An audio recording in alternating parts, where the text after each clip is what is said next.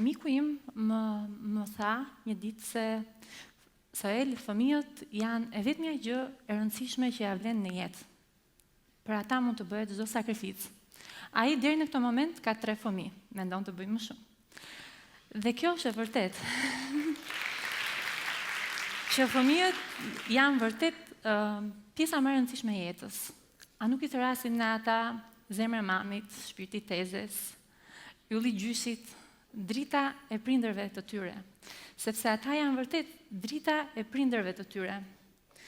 Po ndalem te drita. Drita është shumë e rëndësishme edhe për mua, sepse drita është fotografia.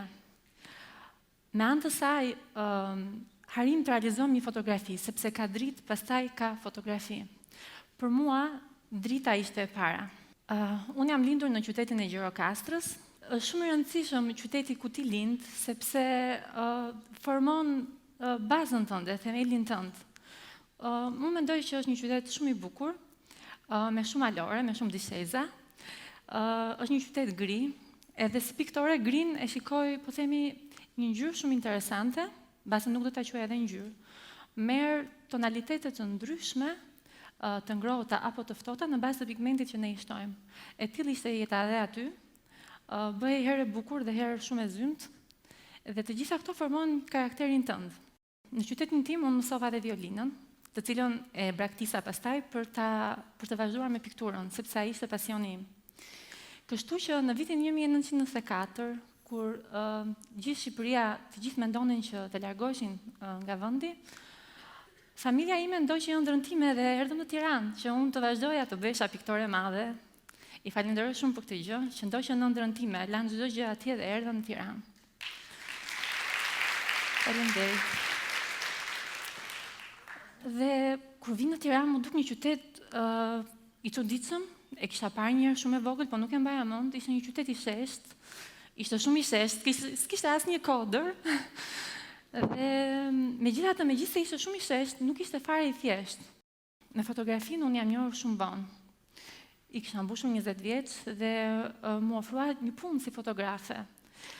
Teknikisht, nga fotografia unë nuk dija asnjë gjë, pra unë nuk dija se si zhvillohet një film, çdo me thënë shpejtësi apo diafragm, më dukeshin gjëra absurde, ama unë dija kompozimin, ngjyrat, gjëra teknike që piktorët i dinë.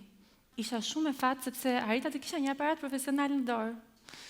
Kështu që edhe pjesën teknike arrita ta mësoja shumë mirë, po themi filmin. Në vitin 2000, edhe pse kishte hyrë teknologjia digjitale, unë nisa me film. Ishte shumë e vështirë në fakt. Ti nuk kishe mundësi të shikoje dhe ta korrigjoje veten që në atë moment. Nisa punë në një gazetë, e cila i përmbajë shumë lajmit, edhe për mua lajmi nuk do të thoshte asgjë. Unë nuk isha gazetare, unë isha artiste. Për mua nuk do të thoshte asgjë të prisje në një sallë, në një seli partie, të prisje që të dilte dikush dhe të fliste diçka dhe ti ta fotografoje, ishte diçka shumë e mërzitshme. Dhe më pas kalova në revistë. Revista ishte shumë interesante, pasi në revistë i kushtohet shumë interes fotografisë, pra vlerësohet jashmase. Kështu që atje ke mundësinë të shprehesh dhe më mirë si artist. Përveç kësaj, revista të jep mundësinë që të njihesh dhe me shumë persona. Gjatë këtyre reportazheve të mia në revistë, jam njohur edhe me zonjën Emanuela Zaimi. Shumë prej jush mbas edhe e njohin. Ajo është drejtoresh e Fondacionit Down Syndrome Albania. Për mua ajo është një njeri me energji të pashkërueshme, është një bombë energjie. Realizuam së bashku një set fotografik, në atë kohë ajo ishte shtatzan me fëmijën e saj të parë, që tani është Arbi. Dhe më pas nuk u takuam më së bashku. Muaj më vonë, unë shikoj në televizion një grua të re e cila thoshte se fëmia e saj kishte lindur me sindromin Down. Kthej kokën dhe u habita që ai person ishte mikesha ime. U shtanga edhe më kujtua që një person me sindromin Down unë e kisha njohur për herë të parë në qytetin tim gri. Imagjinoni Shqipërinë e para viteve 90. Dhe një fëmijë me sindromin Down, që nuk ka asnjë lloj terapie, asnjë lloj mundësie, ai fëmijë ishte izoluar, ai nuk fliste, bashkë me të izoloi dhe familja e tij. Të njëjtat gjëra u mendova që mund të ndonin dhe mikeshës time në atë moment. Nuk vonoj shumë dhe u ritakuam, Arbi ishte diku te 6 muajsh dhe realizuam një set fotografik. Unë kisha hapur studion time të vogël kryesisht për fëmijë dhe familje. Arvi ishte një top sheqer i vogël, shumë i bukur, dhe Emanuela dhe Kledi më dhanë shumë komfort në momentin që unë fotografoja. Sepse është shumë e rëndësishme bashkëpunimi ndërkohë që ti fotografon. Përveç kësaj, fotografit u pëlqyen jashtëmase dhe kjo më dha një kurajo shumë të madhe. Më pas erdhi projekti ynë i dytë, që ishin kartolinat. Kjo është një nga kartolinat e vitit të ri për vitin 2013. Kjo vajza është Belkisa. Unë gjatë këtij seti fotografi kam njohur edhe 3 fëmijë që kishin sindromin Down, që ishte Belkisa, Marvi dhe Ester, përveç Arbit. Kjo ishte era e parë që unë punoja me një grup fëmijësh të cilët kishin sindromin Down. Sinqerisht, gjatë kohës së punës time dhe duke i krahasuar këta fëmijë me ata që nuk e kishin sindromin Down, unë nuk pash asnjë ndryshim, të paktën në momentin kur unë fotografova ata. Pra, këta fëmijë harin të sillen njësoj si fëmijët e tjerë, ata qeshin nëse ti bën ata për të qeshur, nëse ti këndon me ta, dhe ata mërziten po njësoj nëse i lë gjysmëore në një vend pa lëvizur dhe ti thua qesh. Imagjinoni veten tuaj të jeni në një studio fotografike dhe dikush t'ju thotë qesh. Ju nuk mund të qeshni. Pra duhet patjetër që të bashkohesh me ta bësh, të futesh brenda psikologjisë së një fëmije, pra ta bësh atë për të qeshur. Nuk është aq e vështirë.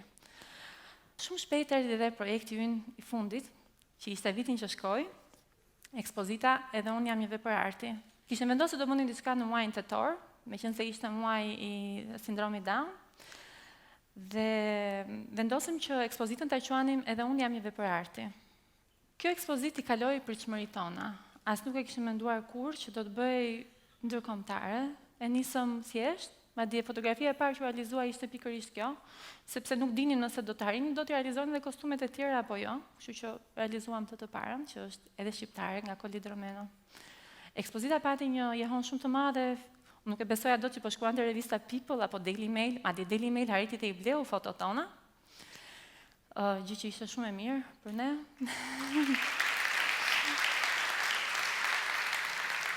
Por, unë them se çdo gjë nis nga çdo gjë që një artist bën nis nga perceptimi personal. Më përpara unë nuk mendoja që këta persona ishin të bukur. Pra, unë shumë tek ata shikoja sindromën se sa personin.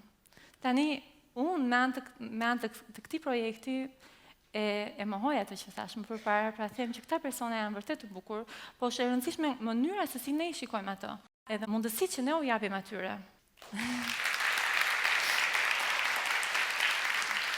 Edhe e gjitha vjen nga fotografia.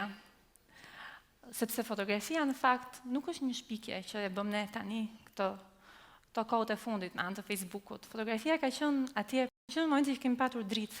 Neve kemi përdorur fotografinë edhe me anë të kamera obskura, për shembull, ku ishte një kuti e madhe, ku piktorët futeshin brenda, edhe me anë të një vrimëze të vogël ku hynte drita, ata imitonin çfarë ishte përtej asaj kutie. Me anë të fotografisë, ne mund të themi të vërteta shumë të mëdha. Me anë të fotografisë ne edhe mund të gënjejmë. Me anë të fotografisë ne mund të mburremi kur kemi dalë me dikë që na pëlqen shumë, ose mund edhe të kemi turp nëse na del një fotografi që të tjerët nuk duan ta shohin. Fotografia është e vetmja që mund ta ndal kohën në një moment. Pra, po jetojmë në një botë shumë të shpejtë, të tëra gjërat i duam shpejt, dhe vetëm me anë të fotografisë ne mund të ndalim çastin. Unë nga fëmijët marr diçka shumë të bukur, që është momenti. Pra e kam timin atë, edhe pse fëmijët nuk i kam të mitë, sepse kur më pyesin a ke fëmijë, u them kam 2 goca sot, dje kisha 3 çuna, nesër do kem çunte gocë. Sepse në një farë forme, edhe pse ata fëmijë janë të prindërve të tyre, unë i bëj ata të mitë me anë të çasteve që unë u rëmbej atyre. Susan Sontag thotë që me anë të fotografimit, një person bën të vetin sendin e fotografuar. Kështu që tani edhe unë me anë të fotografisë dua t'ju bëj të gjithë ju të mitë. Faleminderit.